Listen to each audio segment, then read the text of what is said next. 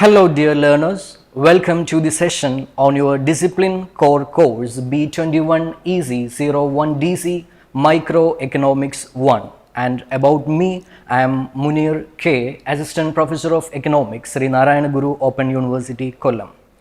And for today's session, we will be dealing with Block 1, Introduction of Microeconomics.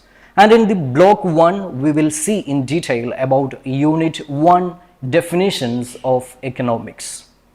ഇന്ന് നമ്മൾ പഠിക്കുന്ന ഒന്നാമത്തെ യൂണിറ്റിൽ ഡെഫിനിഷൻസ് ഓഫ് എക്കണോമിക്സ്.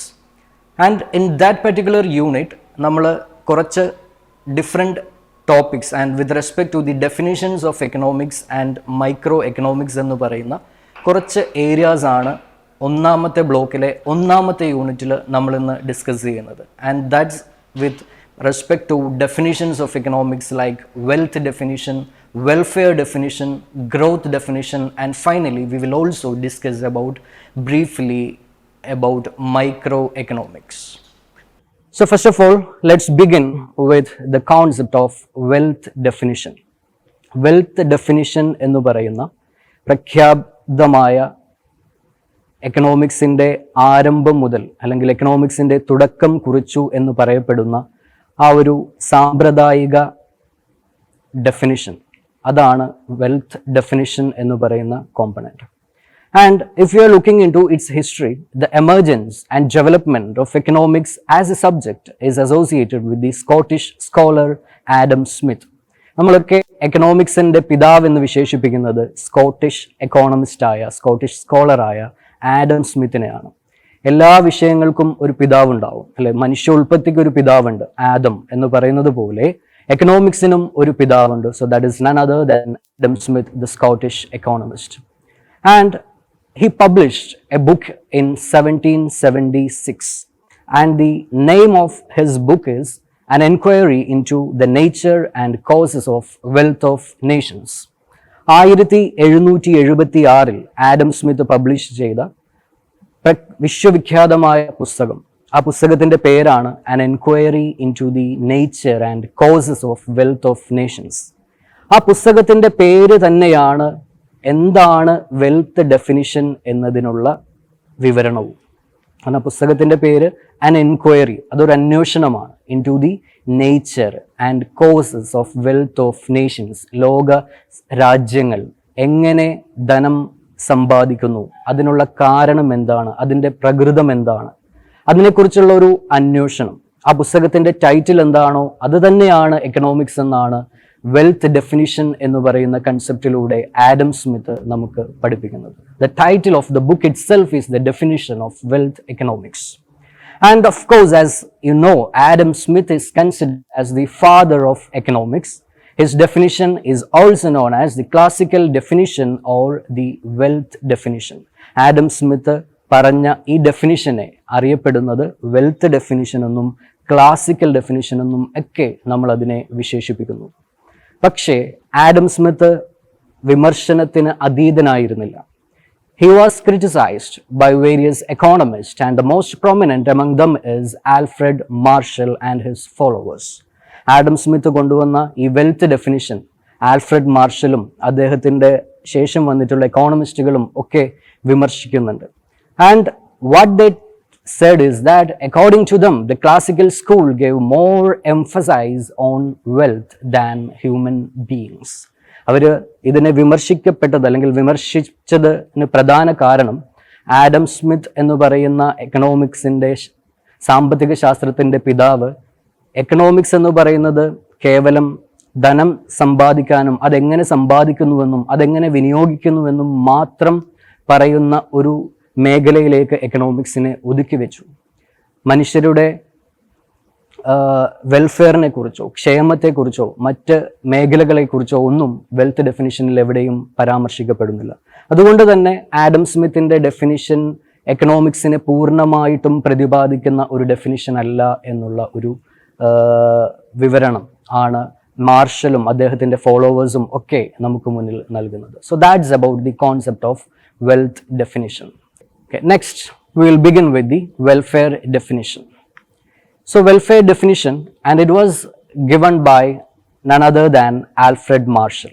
ആഡം സ്മിത്തിന്റെ എക്കണോമിക്സ്, സാമ്പത്തിക ശാസ്ത്രത്തെ ആഡം സ്മിത്ത് വിശേഷിപ്പിച്ചത് വെൽത്ത് ഡെഫിനിഷനിലൂടെയാണ്. പക്ഷെ അതിനെ ക്രിറ്റിസൈസ് ചെയ്തുകൊണ്ട് പുതിയൊരു ഡെഫിനിഷനിലേക്ക് നമ്മൾ കടക്കുകയാണ്. So that is welfare definition.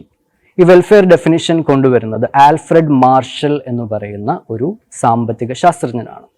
And in 1890 he published a book. Alfred Marshall 1890 ഒരു പുസ്തകം എഴുതുന്നുണ്ട്. ആ പുസ്തകത്തിന്റെ പേരാണ് principles of economics. Principles of economics. ആ പുസ്തകത്തിലൂടെയാണ് എന്താണ് എക്കണോമിക്സ് എന്ന് ആൽഫ്രഡ് മാർഷൽ വിശദീകരിക്കുന്നത്. And Alfred marshal in 1890 has been published a book. 1890 Alfred marshal ഒരു പുസ്തകം എഴുതുന്നു. And it's name is principles of economics. Principles of economics. ആ പുസ്തകത്തിലൂടെയാണ് എന്താണ് സാമ്പത്തിക ശാസ്ത്രം എന്ന് ആൽഫ്രഡ് മാർഷൽ വിശദീകരിക്കുന്നത്.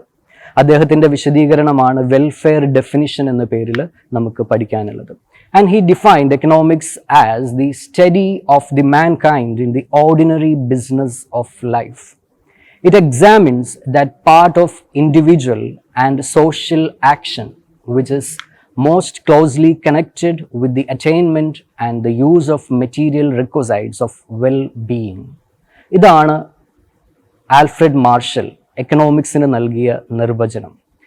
അദ്ദേഹം പറയുകയാണ് economics is the study of mankind in the ordinary business of life.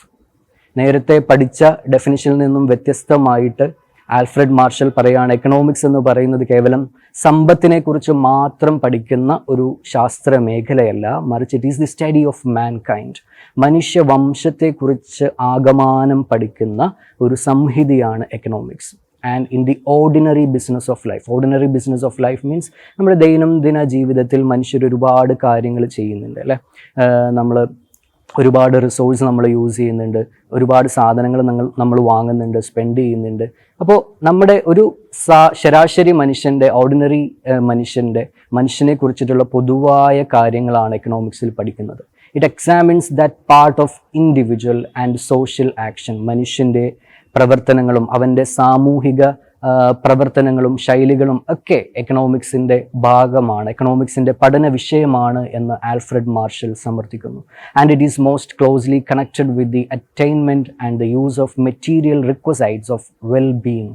മനുഷ്യന് നല്ല രീതിയിലൊരു ജീവിത നിലവാരം കൈവരിക്കുന്നതിന് വേണ്ടി മനുഷ്യൻ എന്തൊക്കെ യൂസ് ചെയ്യുന്നു, എന്തൊക്കെ ഉപഭോഗം നടത്തുന്നു, അങ്ങനെയുള്ള പൊതുവായ മനുഷ്യൻ്റെ ജീവിതത്തെക്കുറിച്ച് പഠിക്കുന്ന ഒരു സാമ്പത്തിക മേഖലയാണ് എക്കണോമിക്സ് എന്ന് പറയുന്നതാണ് വെൽഫെയർ ഡെഫിനിഷനിലൂടെ Alfred Marshall. And through this definition the neoclassical school has ascertained that the welfare is more valuable than earning of wealth. ശരിക്കും സമ്പത്ത് കൈവരിക്കലല്ല മനുഷ്യനെ സംബന്ധിച്ചിടത്തോളം ഏറ്റവും വലിയ കാര്യം എന്ന് പറയുന്നത്, മറിച്ച് അവിടെ ക്ഷേമമുണ്ടാവുക എന്നുള്ളതാണ് അല്ലെ. ഒരു സമൂഹത്തിൽ സമ്പത്തിനെ കുറിച്ച് മാത്രം, അല്ലെങ്കിൽ മനുഷ്യൻ സമ്പത്ത് ഉണ്ടാക്കാനും അത് ചെലവാക്കുക എന്ന് പറയുന്ന ആ പ്രക്രിയയിൽ മാത്രം ഒതുങ്ങി നിൽക്കാതെ മനുഷ്യ സമൂഹത്തിൻ്റെ ക്ഷേമത്തെക്കുറിച്ച്, അല്ലെങ്കിൽ ക്ഷേമത്തിന് കൂടുതൽ പ്രാധാന്യം നൽകിക്കൊണ്ട് എക്കണോമിക്സിനെ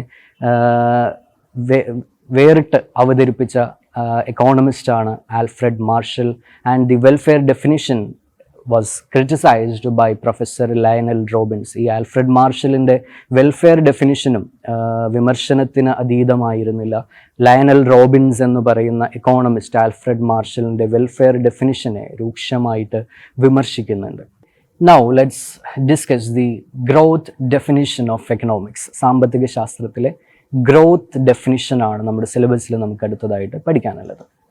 and it was given by the world renowned Nobel laureate in economics professor Paul A Samuelson. Paul A Samuelson എന്ന് പറയുന്ന എക്കണോമിക്സിൽ നൊബേൽ സമ്മാന ജേതാവായിട്ടുള്ള professor Paul A Samuelson 1970 he has been presented a growth definition of economics in his book Foundations of Economic Analysis. Foundations of Economic Analysis എന്ന് പറയുന്ന പുസ്തകത്തിൽ Paul A Samuelson ആണ് 1970 എന്താണ് ഗ്രോത്ത് ഡെഫിനിഷൻ, സാമ്പത്തിക ശാസ്ത്രത്തിൻ്റെ വളർച്ചയുമായി ബന്ധപ്പെട്ട്, ഗ്രോത്തുമായിട്ട് ബന്ധപ്പെട്ട്, എക്കണോമിയുടെ ഗ്രോത്തുമായി ബന്ധപ്പെട്ട് പഠിക്കുന്ന ഡെഫിനിഷനാണ് growth definition. And he says that according to him economics is the study of how men and society choose with or without the use of money to employ scarce productive resources which have alternative uses to produce various commodities over time and distribute them for consumption now and in future among various people and group of society. It analyzes the cost and benefits of improving the pattern of resource allocation. So ഒരു lengthy ആയിട്ട് നമുക്ക് തോന്നും ആദ്യം നമ്മളിത് കേൾക്കുമ്പോൾ. Growth definition, Paul A Samuelson പറഞ്ഞ growth definition നമ്മൾ പരിശോധിക്കുമ്പോൾ, if we are hearing for the first instance it will be എന്താ പറയുക, കുറച്ച് ഒരു ലെങ്തി ഡെഫിനിഷൻ ആണല്ലോ എന്നൊരു തോന്നലുണ്ടാകും. ബട്ട് ഇതിൽ ഇംപ്ലൈ ചെയ്തിരിക്കുന്നത്, ഇതിൽ പറഞ്ഞിരിക്കുന്ന തത്വം എന്ന് പറയുന്നത് വളരെ ലളിതമാണ്. അദ്ദേഹം പറയാണ്, എക്കണോമിക്സ് എന്ന് പറയുന്നത് it is a study of how men and society choose with or without the use of money. മനുഷ്യരല്ലെങ്കിൽ സമൂഹം പണം ഉപയോഗിച്ചോ പണം ഉപയോഗിക്കാതെയോ സമൂഹത്തിലുള്ള സ്കേഴ്സ് ആയിട്ടുള്ള പ്രൊഡക്റ്റീവ് റിസോഴ്സിന് എങ്ങനെയൊക്കെ അതിന് വ്യത്യസ്തമായിട്ടുള്ള യൂസസ് കണ്ടെത്താം എന്ന് പഠിക്കുന്ന ഒരു തത്വശാസ്ത്രമാണ് എക്കണോമിക്സ് എന്നാണ് പ്രൊഫസർ എ സാമുവൽസൺ നമ്മളെ പഠിപ്പിക്കുന്നത്. ഫോർ എക്സാമ്പിൾ, ഇപ്പോൾ നമ്മുടെ സൊസൈറ്റിയിൽ ഒരുപാട് റിസോഴ്സുകളുണ്ട് അല്ലെ, ഒരുപാട് വിഭവങ്ങളുണ്ട്. പക്ഷെ അതെല്ലാം നമുക്ക് ഉപയോഗിക്കുന്നതിന് അല്ലെങ്കിൽ നമ്മുടെ ആഗ്രഹത്തിനൊത്ത് നമുക്ക് ഉപയോഗിക്കാൻ പാകത്തിൽ നമ്മുടെ സമൂഹത്തിലില്ല. ഫോർ എക്സാമ്പിൾ നമ്മൾ എടുക്കുകയാണെങ്കിൽ ഇപ്പോൾ ജലം, ശുദ്ധജലം, വാട്ടർ എന്ന് പറയുന്നത് ഒരു സ്കേഴ്സ് റിസോഴ്സാണ്. വളരെ എന്താ പറയുക, അബൻഡൻ്റ് ആയിട്ട് നമുക്ക് ലഭിക്കുന്നില്ല ശുദ്ധജലം എന്ന് പറയുന്നത്. അപ്പോൾ ഈ വാട്ടർ എന്ന് പറയുന്ന സ്കേഴ്സ് റിസോഴ്സിനെ നമുക്ക് എന്ത് ചെയ്യാം, നമ്മൾ അതിൻ്റെ ഡിഫറെൻറ്റ് ഓൾട്ടർനേറ്റീവ് യൂസസ് എന്താണ് എന്ന് പഠിച്ചിട്ട് മനുഷ്യരാശിക്ക് ഏറ്റവും അത്യന്താപേക്ഷിതമായി വെള്ളം കൊണ്ട് നിറവേറ്റുന്ന കടമകൾ, ഡ്യൂട്ടികൾ, കർത്തവ്യങ്ങൾ എന്തൊക്കെയാണോ അതിലേക്ക് അത് യൂസ് ചെയ്യാൻ വേണ്ടിയിട്ട് നമ്മൾ എന്ത് ചെയ്യണം, പ്രാപ്തരാവുക എന്നുള്ളതാണ്. ഇപ്പോൾ ഫോർ എക്സാമ്പിൾ വെള്ളം കൊണ്ട് നമുക്ക് ഒരുപാട് യൂസ് ഉണ്ട് അല്ലേ. നമുക്ക് കുടിക്കണം, നമുക്ക് വസ്ത്രം അലക്കണം, പാചകം ചെയ്യണം, ദെൻ ഇൻഡസ്ട്രീസ് റൺ ചെയ്യണമെങ്കിൽ വാട്ടർ വേണം, ജലസേചനം, ഇറിഗേഷൻ നടത്തണമെങ്കിൽ വെള്ളം വേണം. അപ്പോൾ ഏറ്റവും നമുക്ക് ഈ സ്കേഴ്സ് ആയിട്ടുള്ള വളരെ ലിമിറ്റഡ് ആയിട്ടുള്ള ഈ ജലം കൊണ്ട് എങ്ങനെ നമ്മുടെ ഏറ്റവും അത്യാവശ്യമായ ആവശ്യം നിറവേറ്റാൻ സാധിക്കും, അതിനെക്കുറിച്ചാണ് നമ്മൾ എക്കണോമിക്സിൽ എന്ത് ചെയ്യുന്നത്, പഠിക്കുന്നത്. To produce various commodities over time. ഈ സ്കേഴ്സ് ആയിട്ടുള്ള മിതമായിട്ടുള്ള ഈ വിഭവങ്ങൾ, അത് വെള്ളമാവട്ടെ, വായു ആവട്ടെ, ലാൻഡ് ആവട്ടെ, ഈ റിസോഴ്സിനെ നമുക്ക് ആവശ്യത്തിന് നമുക്ക് ഇന്ന് ഉപയോഗിക്കാനും, to consume now and in future among various peoples and groups of society.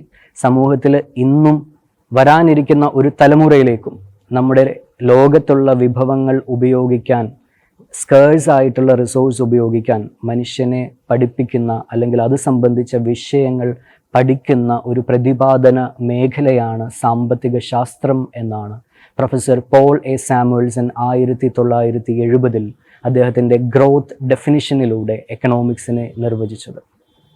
എക്കണോമിക്സിലെ വളരെ പ്രധാനപ്പെട്ട 3 ഡെഫിനിഷനുകൾ പഠിച്ചു കഴിഞ്ഞു. Wealth definition, welfare definition and growth definition as prescribed in your syllabus. Now we will moving on to the basic concept or the component known as microeconomics. നമ്മുടെ വിഷയത്തിൻ്റെ പേരതാണ് അല്ലേ. First ഇയറിൽ, first സെമസ്റ്ററിൽ ആദ്യത്തെ എക്കണോമിക്സിൽ നിങ്ങൾക്ക് പഠിക്കാനുള്ള കോർ കോഴ്സിൻ്റെ പേര് തന്നെ മൈക്രോ എക്കണോമിക്സ് 1 എന്നാണ്. അപ്പോൾ എന്താണ് മൈക്രോ എക്കണോമിക്സ് എന്ന് വളരെ ലളിതമായിട്ട് നമുക്കൊന്ന് പരിശോധിക്കാം. Microeconomics, it deals with the economic behavior of individual units of the economy, such as a consumer, a firm, pricing of the commodities, demand and supply of goods and services, and factors of production.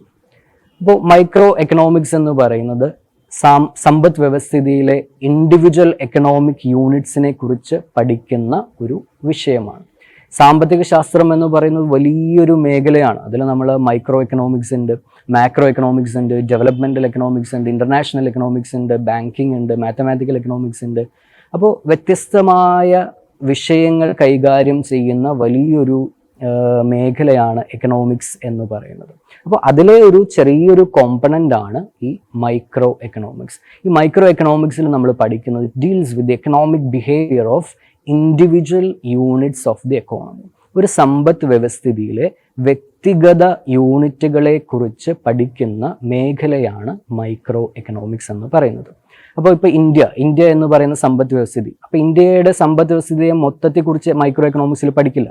ആ India എന്ന് പറയുന്ന സമ്പദ് വ്യവസ്ഥിതിയിലെ individual യൂണിറ്റുകളെ കുറിച്ച് മാത്രമാണ് നമ്മളിവിടെ പഠിക്കുന്നത് micro എക്കണോമിക്സിൽ പഠിക്കുക, വ്യക്തിഗത സാമ്പത്തിക യൂണിറ്റുകളെ കുറിച്ച്. ഉദാഹരണം, എ കൺസ്യൂമർ, നമ്മൾ ഉപഭോക്താവെന്ന് പറയും അല്ലേ, സാധനങ്ങളൊക്കെ നമ്മൾ കടയിൽ പോയി വാങ്ങുന്നവരാണ്, നമ്മളെയാണ് കൺസ്യൂമർ എന്ന് പറയുന്നത്. അപ്പോൾ ഒരു എക്കോണമിയിലെ ഒരു സമ്പദ് വ്യവസ്ഥിതിയിലെ ഒരു കൺസ്യൂമറെ കുറിച്ചിട്ട് നമ്മൾ പഠിക്കുന്നത് മൈക്രോ എക്കണോമിക്സിലാണ്. അതുകൊണ്ടാണ് micro, it's A small area, അല്ലെങ്കിൽ ഒരു ബേർഡിൻ്റെ ഐ വ്യൂവിലാണ് നമ്മൾ എക്കണോമിക്സിനെ പഠിക്കുന്നത്.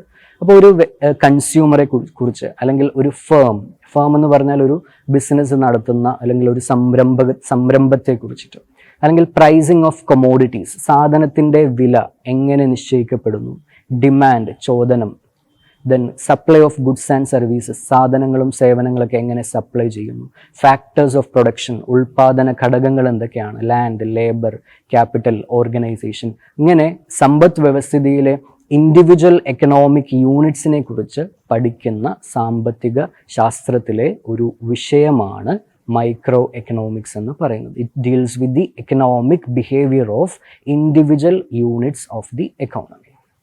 And that's all for today's session. We will see you again with Unit 2 in the next session. Thank you, dear learners.